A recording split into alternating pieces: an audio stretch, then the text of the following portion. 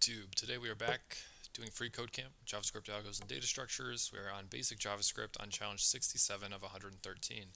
So today, all we're going to do is use comparison with the less than operator. So this is just like the greater than operator, but simply less than.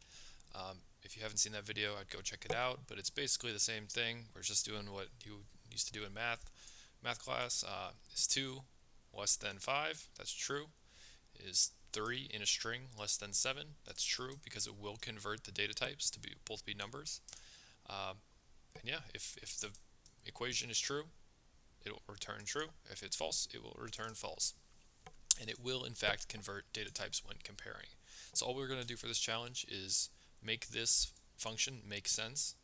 So we have a function, takes in a value, and then it's checking if the value return under 25. If the value return under 55. Otherwise, return 55 or over.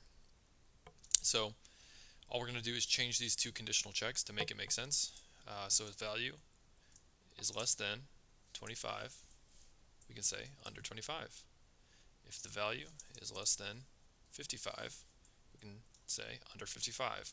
And then if none of these conditions hit, meaning that condition is not true, that condition is not true, none of these code blocks will execute, and it will simply return 55 or over, which would make sense because it's not under 25, it's not under 55, it's 55 or over. That's all we should have to do for that one. Hope to see you guys in the next video.